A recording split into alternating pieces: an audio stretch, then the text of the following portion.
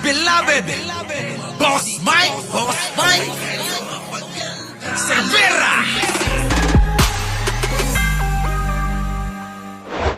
Eto, si Manang Aimee Marcos, may bagong pasabog. Ano kaya ito? Oo, alamin natin, mga kababayan. Unahin na natin to. Pasok! Yung kapatid mo. Eto na, mga kababayan, ha. Oo, dahil nga po, si Manang Aimee ay talaga naman, no, malayong-malayo na ho siya sa survey. Hindi na ho nakakapasok sa pang-12. Opo, sa Magic 12. Kaya ho ngayon, napakarami na hong nilalabas na commercial neto. Kung maalala po ninyo mga kababayan, nung nakaraan, yung commercial po niya yung kasama niya si Robin Padilla, naalala niyo po ba yon? Yung kasama niyo ho si Robin Padilla? Oo, kung naalala niyo dahil yun pinalabas natin dito yun Opo, nung siya po nasan ba yun? Pakita lang natin yung dati nilang dalawa. Yung medyo ano boss Mike? Medyo parang nakakahiya ano? Nakakahiya yung pagkakadali nung video at pati yung mga kababayan, pati yung mga DDS tinutuligsa din. Opo, eto ba yon? O, pasok. Ayan, mga kababayan. Ito po yung isang video niya. Tapos tsaka natin ipapakita yung isa. Ito mga kababayan. Ang Manang Aimee natin, mga kababayan, ay eto na. Oo. Pinromote na ho. Itanaas na ang kamay ni Manang Aimee ng presidente po mismo ng PDP Laban. Wala pong iba kung hindi si Robin Padilla. Ano po? Eto, tignan ninyo. Manang tapatin mo ako. Pinoy. Lagi ako. 80, oo, sige lang, okay lang po, Oo, okay lang po, Boss 80, thank you. Ito na. Ulitin lang natin. Manang tapatin mo ako. Pinoy. Lagi akong tapat sa iyo. Ano ang ibig mong sabihin sa Mindanao? Ang pangalan ko ang may ibig sabihin sa Mindanao. Pangalan? Aimee. Ay? Infrastruktura. M? Modernisasyon. T? Elektrisidad. E? Ekonomiya. Tapatan. Tapatan. Tapat na kaibigan. Tapat sa bayan. Iboto si Senator Aimee. 39 sa balota. Senator Aimee Marcos, number 39 sa balota. Grabe, no, mga kababayan, ano? Tapat sa kaibigan pero hindi tapat sa kapatid. Yun lang ang masasabi ko dyan, mga kababayan. Tapat po si Manang Aimee sa kaibigan pero siya kapatid, Oo, nga ho si Pangulong Bongbong Marcos dyan. So, eto na ho yung bago, mga kababayan. Pasok. Eto naman. Daming pakulo ni Manang Aimee, no? Yung kapatid mo. Wow! Coming from you!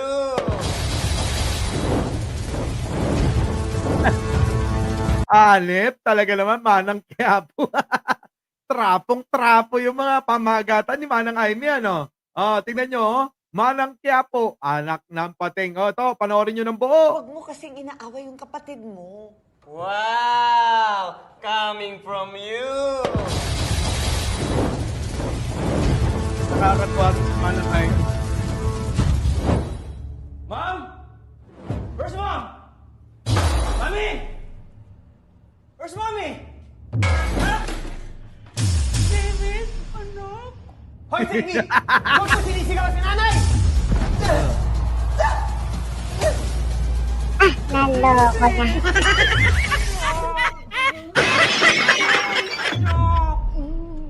Huwag naman kayong mag-away. Sabi mo sa akin, totoo, Mami. Kapatid ko ba talaga si Tambol? Magkapatid ba kami ni David? Hindi! Magkaiba daw kayo ng tatay ayon sa chismis. Oo. Kasi ito naman yung lagi kami nag-aaway, Mami.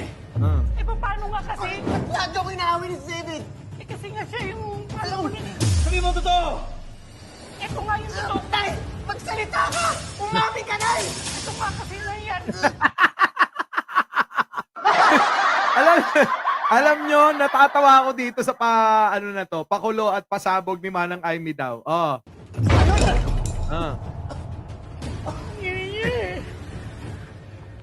Magsasalita na nga, inaagaw niyo eh. Magkapatid kayo. Sa akin kayo nang galing. No. As a matter of fact, Ah. si Tambol, normal. Si Ah. David, Cesarian. Parang gusto pa sabihin, yung isa normal, yung isa hindi, ano. Yung bang ano ito mga kababayan medyo nag-iingat lang yung gustong ihatid sa atin. Pero sa totoo lang mga kababayan, double meaning. Ano po? O, tuloy. Parehas ko kayong mahal. Nax. Oh. Ah. Away kayo ng away. Kasalanan mo to eh. Ikaw lagi mo pinapaya, lagi mo kinukontra. Lagi mo Oh. sabihin ko, ayaw mo agad. Tapos pinipinin pa yung mga kaibigan mo. Kaya sa akin, Hindi yan totoo, David. Hindi kita kinukontra. Hindi kita pinapaya, David. Husgahan mo kasi ako eh. Nax na pati. Alam nyo, ito yung palusot sa ating mga loyalista, no? Mga kababayan, ito yung palusot sa mga loyalista at mga sumusuporta kay Pangulong Bongbong Marcos para masabi niya rito sa ads na to na hindi ko naman inaaway si Bongit Ha? Mga kababayan? O, parang gano'n, ano? O, sige, tuloy. kampihan mo naman ako! Ah. Utan mo ako eh! O nga. Kung tama ka, kakampihan kita. Kita nyo, mga kababayan? Oh, di ba, ang galing, oh. Kung tama ka, kakampihan kita. Parang sinasabing gano'n, parang iba pa, mga kababayan, ano? Iba pa, Parang lumalabas pa, napakabayani pa ni Manang dito, no? Tuloy. Mali ka, pagsasabihan kita. Ah. Ito rin yung magkapatid, David. Whatever, Tambol. Whatever. Wait, David, wait! David! Di ba? Walang magandang pangangatwiran yung isa. Bakit ho, mga kababayan? Syempre, kailangan siya ang bida. Alam nyo naman itong si Manang, kahit nga yung made in Malacanang Ano ho nangyari doon? Pinasama niya ng husto si Pangulo Tama po ba? Alam nyo po ba, eto sasabihin ko sa inyo, alam nyo po ba yung made in Malacanang na pelikula, hindi ho pinalabas sa Malacanang yon? Bakit ho kanyo mga kababayan? Kasi nga po, napansin ni Pangulong Bongbong Marcos na hindi siya napabuti ron.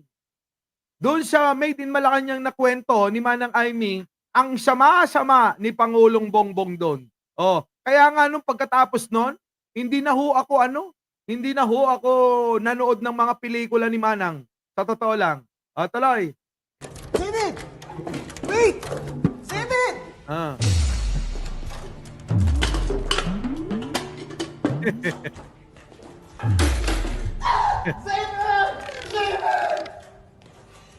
Corny, no?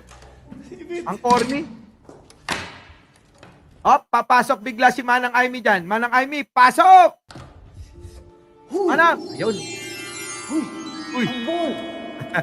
Bol, nandito ako. Yun na. Manang! Tutuloy ka dyan. Oo. Uy, Tambol, ba't ka problemado? Ayun na. Sumingit daw si Manang. Ba't ka umiiyak? Uy, Wala to. Pindutin yung manang, pindutin yung kamay ko, stress ako. Tambol, ano bang problema mo? Naks. Lahat ng problema ay may solusyon. Naisingit pa? Walang iya. Manang Aimee, naisingit mo pa talaga. Tuwa. Tuwa talaga ako rito. Tuloy. Huwag niyo pang mag-promote. Nag-vlog ka pa. Nag-promote ka pa raw. Wala iya. Pin-promote mo pa talaga, Manang Aimee. Sige, tuloy. Kasi kapatid ko na si David. Narinig ko nga. Huwag mo kasing inaaway yung kapatid mo. Wow! Coming from you! Oo nga! Yun lang ang gusto ko rito. Yun lang ang eksena na gusto ko rito. Wow! Coming from you! Huwag mo kasing inaaway yung kapatid mo. Wow! Coming from you! Diba mga kababayan? Napawalang yamo Manang Aimee, no?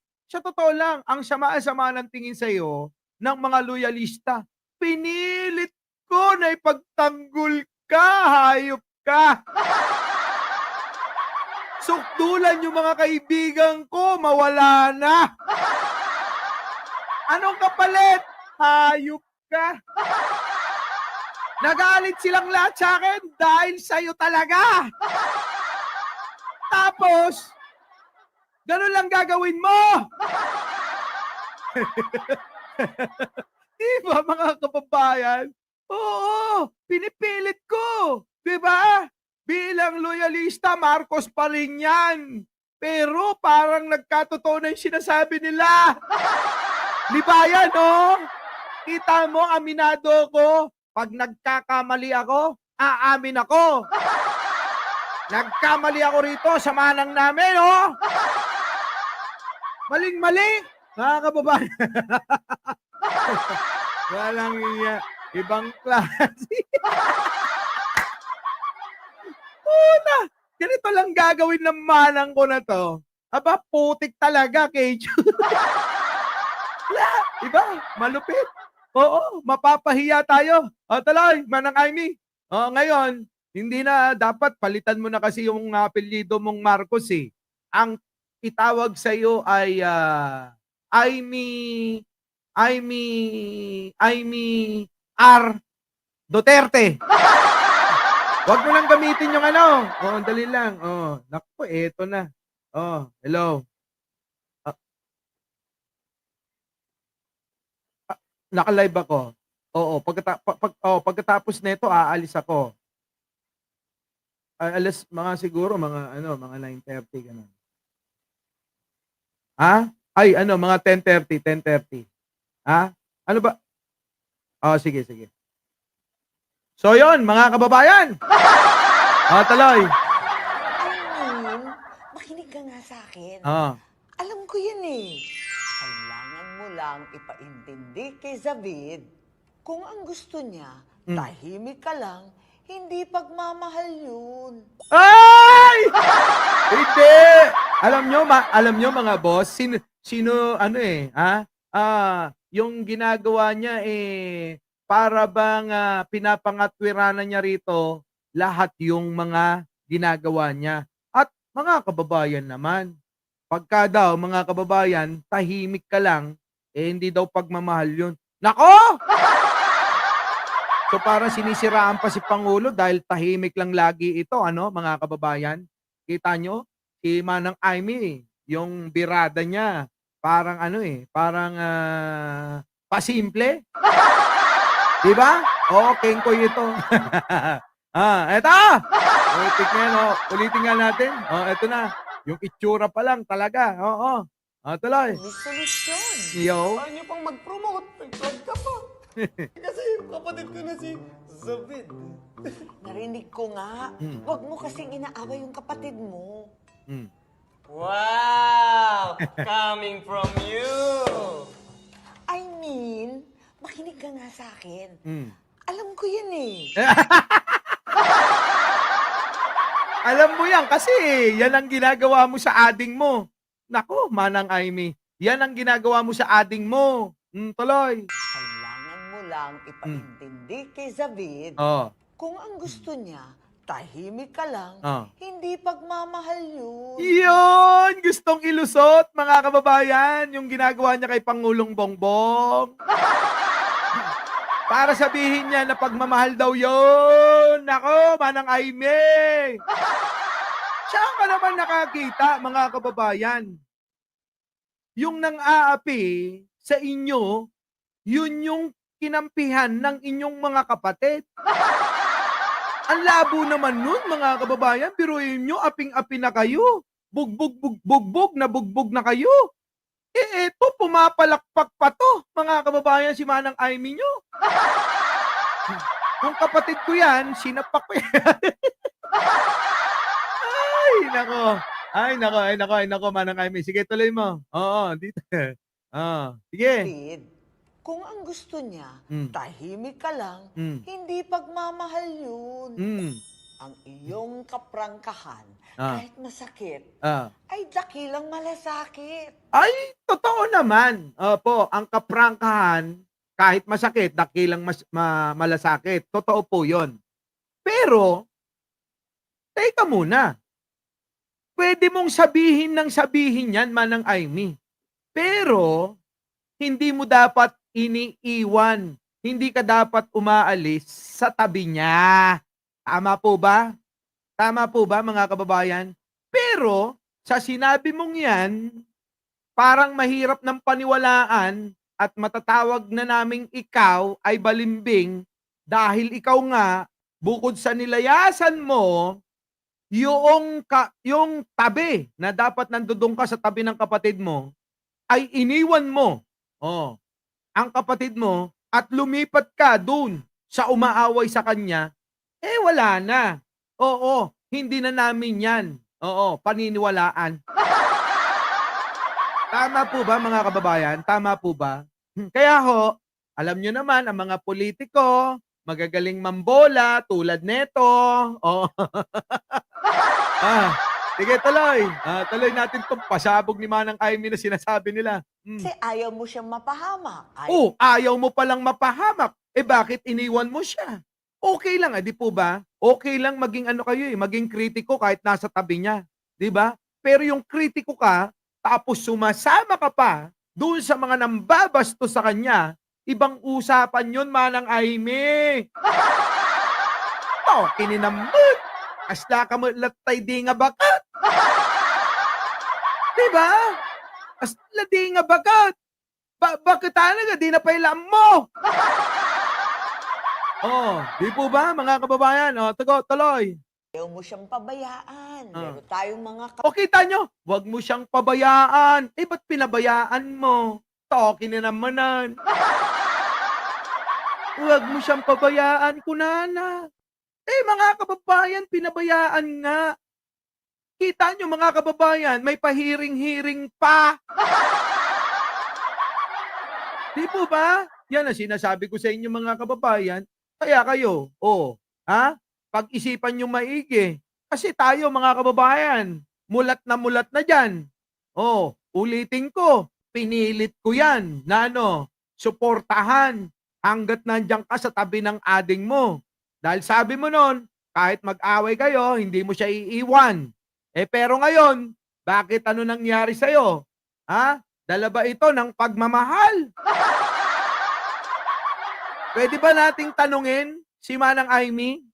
Ano ba yung relasyon nyo ni Digong? True love ba yan o puppy love?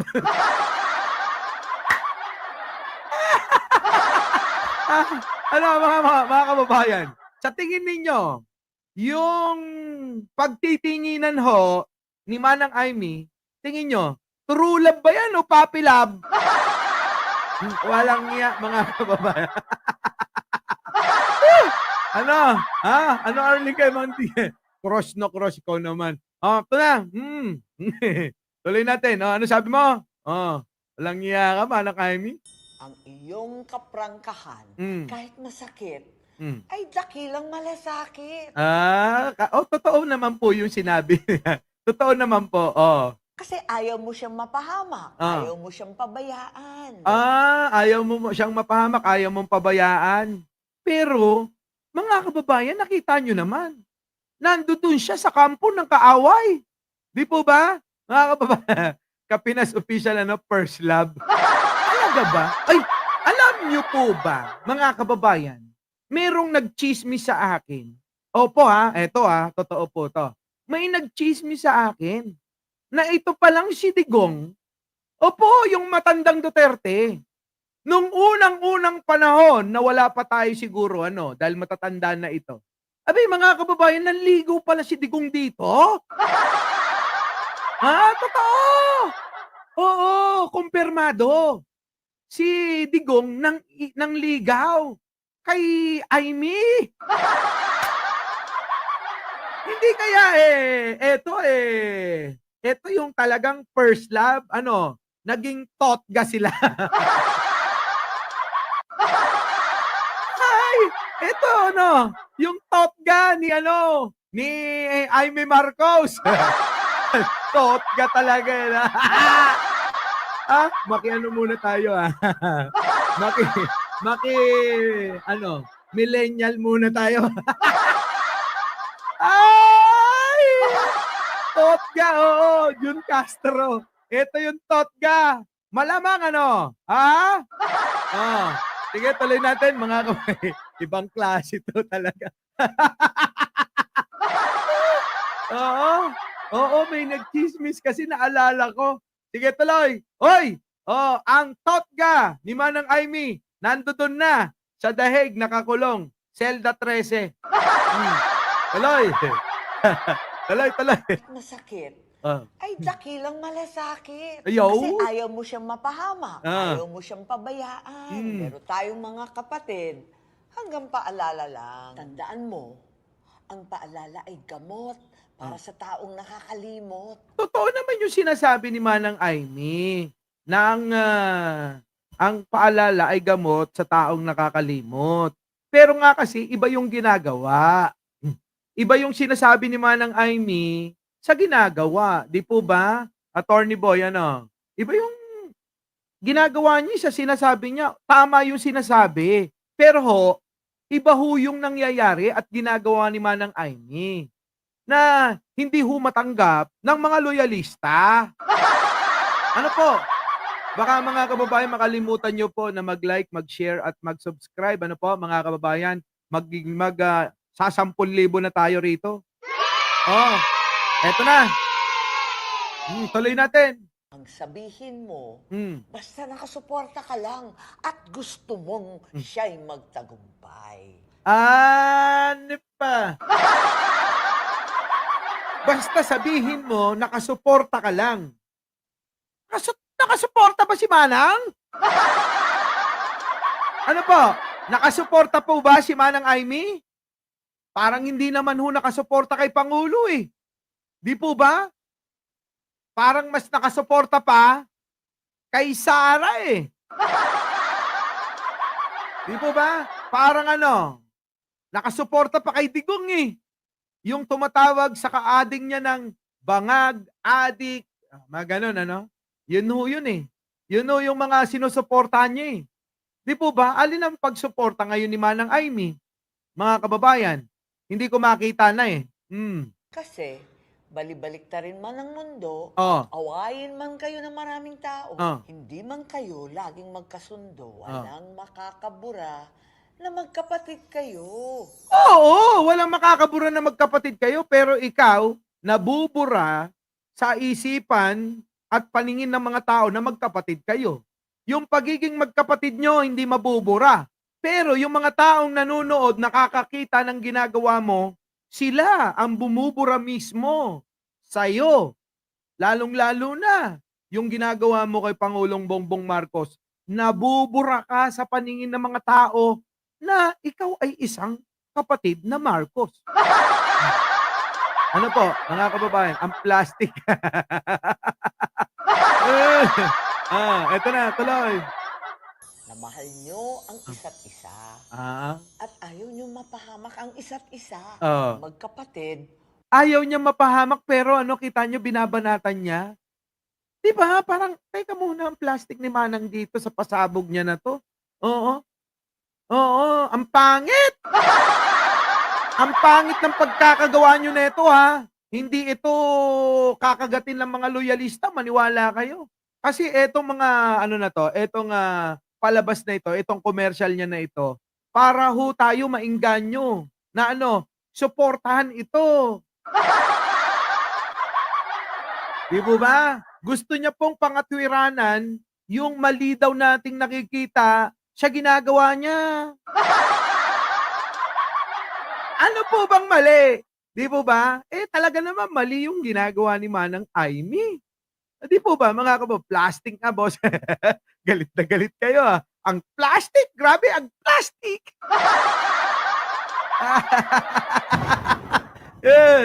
Sige, tuloy. Walang iwanan. Kita nyo? Walang iwanan? Sabi niya, ano nangyari?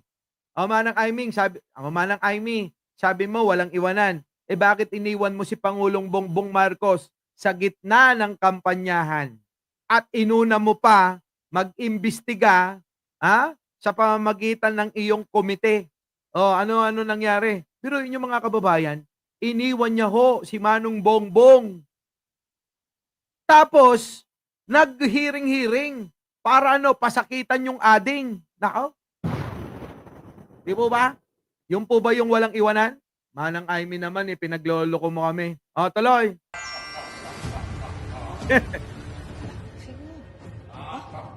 Tinatawanan ka na ng demonyo, Manang. Oo. Tinatawanan ka na ng demonyo. Oh. Taon niyo manang, check yung cellphone niyo. Hindi wala ako cellphone.